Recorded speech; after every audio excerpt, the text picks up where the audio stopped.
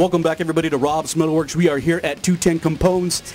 How can you not be here tonight in support of LA's Armored Saint? Brings me great pleasure to welcome back the man, Mr. Joey VERA. How you doing, sir? Great to see you. I'm great. Thanks for having me again. Good to see you all again. I'm glad to be here. I mean, we got in our boat, Gilligan's Island, and made it all the way over here in the rain. It's crazy. We thought our flights were going to get canceled, but we got lucky. We're glad, though, we're here. We're glad you're here, too.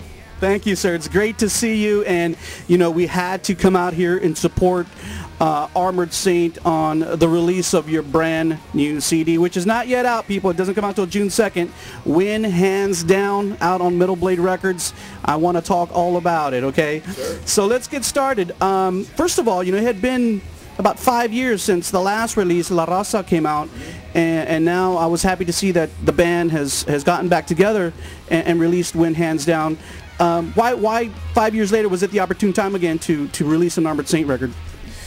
It's never really planned out this, you know, like our last record between La Raza and Revelation was 10 years, so we figured we should try to make it within a shorter period of time than 10. So I don't know, like it was about a year and a half ago, John and I had written a couple of things, only a few things, and then he kind of hit me up out of the blue like, hey, you know, have you been writing? And I said, matter of fact, I have. Sent him a couple things, and he said, wow, I really like it. Keep going. And then once we kind of decided that we were going to start writing again, this big flood just happened. And within the first 3 months, we wrote about 4 or 5 songs, which for us is super quick. Yeah. But then it kind of slowed down, and, you know, it's the way that we work is we don't have, you know, Metal Blade's a great supporter of our band. They have been forever, but they don't really have us under the gun all the time. Like, you know, you have to produce a record within the next 18 months or, you know, your contract is breached or whatever.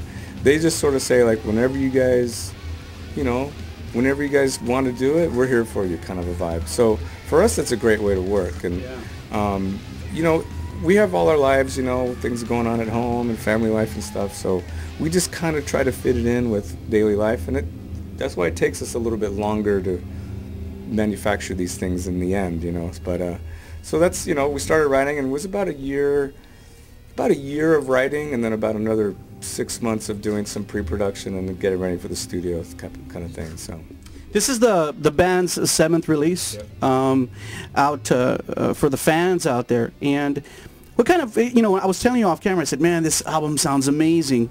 Definitely Armored Saint. You know, we're going to talk about some of the new elements that you guys have added in there. And obviously with you and John Bush kind of being the heart of the songwriting. What was kind of like your mindset going into it? I mean, did you want to kind of, was it a continuation you felt of La Raza, or where you were at that time? Or did you go in feeling something fresh and brand new? You know, we never really have too much of a preconception when we start. It's usually, you know, our records seem to be a time and a place for us. So it's just kind of like wherever we are at that particular time. We, you know, when we start writing, we start talking about things, you know, like, well, where are we going to go? What do you want to do? Blah, blah, blah, that kind of stuff.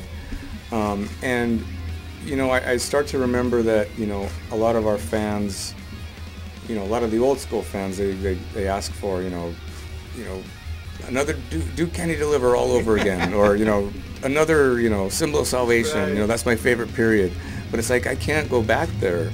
You know, none of us can. So we don't really want to try to recreate something that we've already done, or even have like a part 2 of something, you know.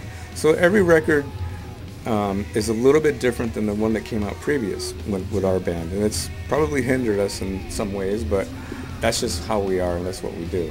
But our main objective is always, number one, is just to write great music and great songs, and, you know, pay some homages to things that our fans like about our band, or some of our influences, you know.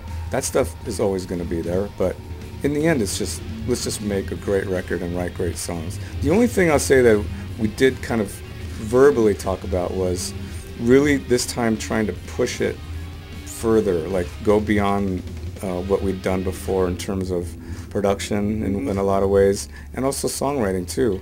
So like some of these songs on this record are like over 6 minutes. Right. And for an Armored Saint, that's like 3 epic songs in one record, you know. So, you know, we just really tried to kind of push ourselves a little bit more musically and production-wise and take some chances here and there. Yeah. And other than that, though, we just said, let's write great music. And I think one of the things that I kind of noticed when I had giving the CD a listen, and when you talk about kind of new elements, there's a song on there that kind of is led by piano work. I mean, I don't want to call it the ballad of the record, but it's a piano-driven song, and John, of course, putting his great vox over it, I thought was something kind of new that I'd never heard on an Armored Saint record. I liked it a lot, though. It brings a subtlety, kind of a serenity, aside from all the power groove that you kind of hear in the record. Can you talk a little bit about that song? It's Dive, right? That is the song? Okay. Song's Dive, and we verbally again said, we talked to each other and said, hey, you know, he asked me, he says, I'd like to do a piano, like, just, it doesn't have to be a whole song, but just a song where I want to sing with piano. And so I went and wrote Dive, which is kind of it's taken from another part from an old thing I had played on guitar, but I just transposed it on piano, and then the rest of the song came after that. But we didn't, like you mentioned, ballad, and that's the first thing people think is piano ballad, you know, Coming Home by Motley Crue or something. But it's not a ballad. It's not like that at all. And if anything, it's more Pink Floyd-y. Yeah. And that's where I was drawing kind of influences from, was from super dark, like weird dark textural stuff. Pink Floyd comes to mind, but so that's kind of where that came from. And that was, again, like, you know, it's a great showcase for John's voice. You know, he doesn't get to sing like that. Most of the time he's singing in the upper registers and, you know, just ballsy singing. But, you know, he's got a great voice, so this is a great way to showcase his lower register and lower range. And let's talk about, I'm glad that you talk about Bush, and we all talk about, you know, his magnificent voice, and I think he's singing almost better than ever now. It is. It's amazing. So many people are saying that, and it is amazing. You know, it's crazy because a lot of these vocals were done at my house in my home studio, and we work because of both our kids are in school. Yeah. Like, he's singing at like 10:30 in the morning, 11 o'clock in the morning, and like for a singer that's like a death wish. Like, wow. You know, most singers would be like, I want to sing at night, and, you know, after the sun goes down. But, you know, all those performances are all him like in the early morning, and it's just great. You know, sounds killer. I guess you had some good coffee at the house. Yeah, exactly. Exactly. So Bush, you know, of course, you know, he's a great vocalist, but also a great lyricist. You know, there's a lot of really cool topics that I kind of discovered on the record.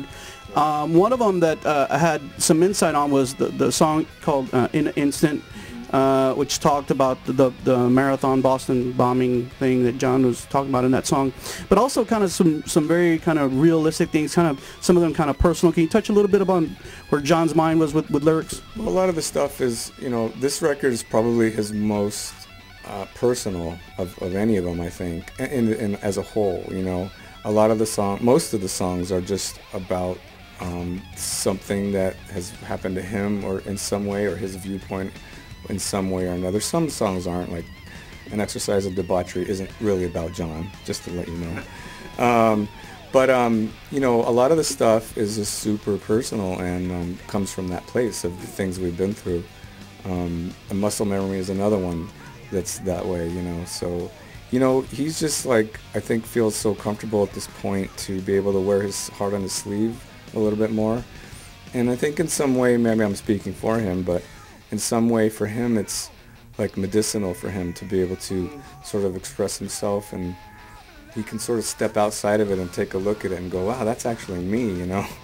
And it's not easy to do that when you're a singer, especially, you know. Some things you don't really, they're hard to look at, you know. But he's been pretty bold in that way. Well, I guess you know, after a 30-year career with Armored Saint, I mean, I would guess that you just come to a better place peacefully within yourselves, I guess, as musicians and people. Yeah, I mean, you know, we went through this thing where when we were younger, obviously, you know, you're young and metal's happening and you're in a band and you just want to prove yourself. That's all you care about, is just like having fun and just sort of, you know, there's a little bit of that going on, you know. But as you get older, we don't so much care about that stuff. Like, you know, sometimes the conversation comes up like, well, where do we fit in nowadays, you know? Like, well, we never fit in anywhere anyway. I mean, we were always kind of like to the left of the thrashers and to the right of the hair bands. We were sort of stuck in the middle a lot of the time. So we kind of came to terms, actually on La Raza is when it really became evident that we were just like on our own island and we just do our own thing. So there's a real sense of comfort and peace that comes with that, knowing that, you know, oh my God, I don't have to try so hard anymore, you know. And, you know, not that we were trying so hard all the time, but there were certain periods of our career where it was frustrating for us. So it feels great to just be able to just do what we want, when we want, and take chances. And we have a great label to support us, and our fans are amazing for sticking around for 30 years and actually want to hear what we're doing, and we're connecting, I think, with a lot of people, and that's pretty gratifying. Yeah. All of that. One of the things too that I have to talk about is when I saw the cover work, and for some of you people out there who have not yet seen the new cover work for Win Hands Down, go ahead and check it out. Photo by Stephanie Cabral, very, very extensive photos. So I saw the behind the scenes footage, and at first, when I first saw this, like, these, you know, I get the motif of Win Hands Down, you're playing poker, but these guys look kind of weird. They're not cowboys. They're not, I don't know, who are they? I almost didn't recognize the band in some of the photos because you guys had some weird stuff on. Can you talk a little bit about the kind of the concept of the cover shot? Well, as compared to La Raza, was very stripped down. You guys were just standing there, and this was kind of really more production. Yeah, we again wanted to try something different. You know, take a chance with something. We haven't really done anything like this where we're all a photo of us on the cover, so to speak. But we wanted to do it in a way where it was sort of an art piece, you know, and we were taking influences from different things. Some of the things I was pulling from was like Blade Runner and, you know, Aliens versus Cowboys. I mean, that was kind of how I was describing it to Stephanie. I would say, you know, Aliens versus Cowboys meets Blade Runner. Come on, let's do it. And she's like, what are you talking about? How am I going to do that? You guys released a video for Win Hands Down. I was glad to see the video out really quick. And obviously the title track is the first single of the CD. You know, I always ask bands, because nowadays, you know, with the advent of YouTube and so many other online video outlets, how important was that in the strategy of marketing the new record? Did you say we have to do a video? Well, I think it's important, you know, you got to have something. You got to have at least a video. And nowadays it's really from the power of YouTube more than anything. Having a place for people to go see you. You know, you have links from your socials and stuff that all go to YouTube, but in the end, people are going to YouTube to watch videos. They're not watching it on TV necessarily. So that's the thing you have to do. People want to see you. It's part of that whole thing with being connected with people. So we thought it was important, and the label was the one who kind of pushed us, like, you gotta have this done by April 8th, and we had literally just finished it, like, I don't know, it was like a couple weeks before that, and how are we gonna pull this together? It was kind of a mess, but we actually got it done, and it actually came out great. I like the way it came out, and I think the song too was Win Hands Down. It's the first track on the record, and I think the reason we put it as the first track on the record, that wasn't the question you asked, but I'm gonna tell you anyway. But kind of ties in, was that we felt like that song itself sort of encapsulated the whole record. It has a little bit of everything in it. Great melodies. It's got, you know, a kind of a thrashy part, and it's got a really groovy section, and then the mix section in the middle is really weird. So it kind of says this is everything, you know. And here you go, boom, introduction.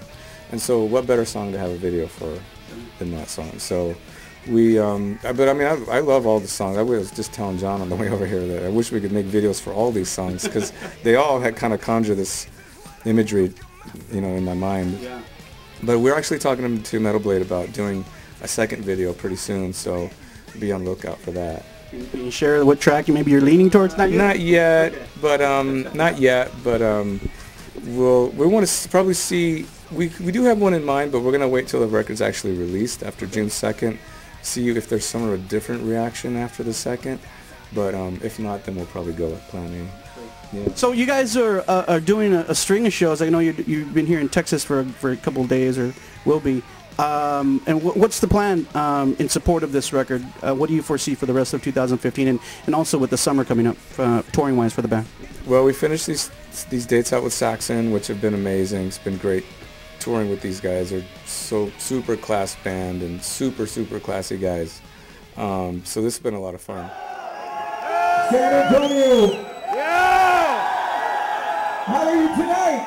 Fucking good! You braved the thunderstorms, yeah? Yeah! Fuck the thunderstorms, they're gonna hold you back from coming to see Armored Saint, Saxon, Evil United, right? Yeah! It's the pussies! People in San Antonio are not pussies, alright? People in San Antonio fucking rock hard, yeah! Let's keep it up. Don't stop. Keep it going. Keep it going. Yeah, yeah, yeah.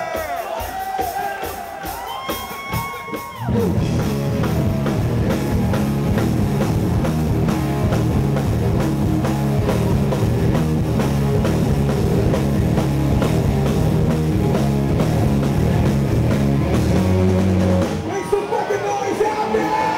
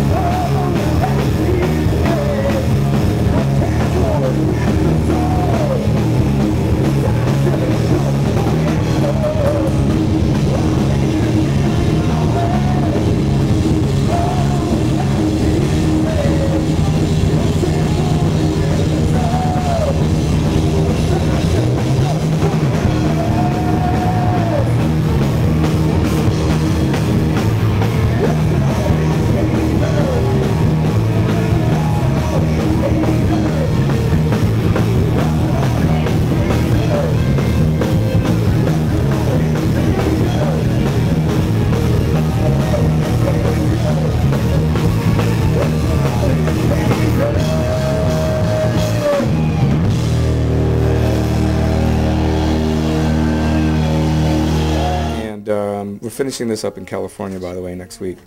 But after that, we go to France. We're playing Hellfest, which is a pretty popular, famous festival in France, which we've never played, so that's going to be really cool for us. And then we have a one-off headline show in Vegas, July 11th. And then we go back to Europe in late July, and then we're doing a string of shows, starting with Wacken Festival, and a whole bunch of others, Bloodstock and Alcatraz. We're doing 3 or 4 shows with Queensryche, Death Angel, supporting them, and so yeah, that's going to be a lot of fun. That'll take us through the middle of August, and then September's up in the air. We're trying to fill some dates in September. And then we don't have anything technically booked until December. We're going back to Europe and doing 2 shows with Accept, which should also be cool shows for us, you know, because we love Accept, so those will be good for us. And that's it for the end of the year. And then next year, after the first of the year, we're trying to get to other territories, Japan being one of them, South America, never been to either of those places. Yeah. So we already have kind of trying to work those out right now.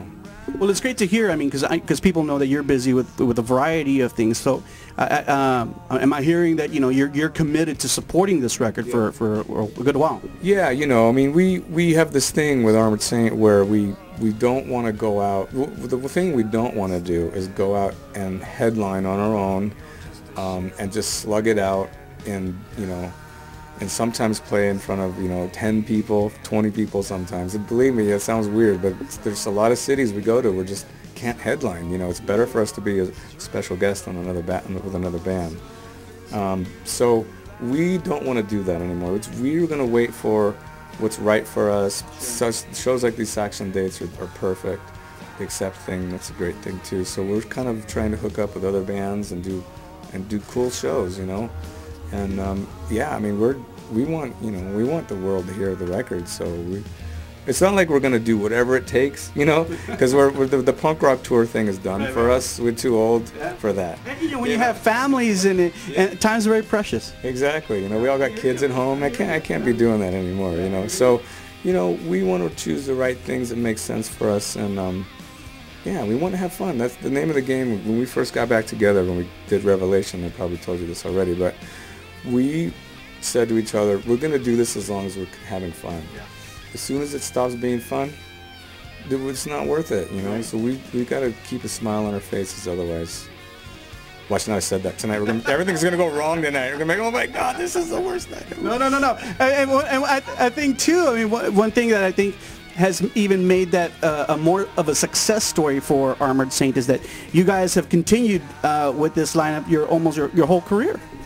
Yeah, exactly. This is the same exact lineup we've had since Symbol of Salvation. Not many bands can say that. No, and that's important for us too, like we wanted to keep it intact, and we do what it takes to make it work. Everybody knows, try to keep everybody on the same page, no expectations, keep them kind of low, because everything that happens is just gravy.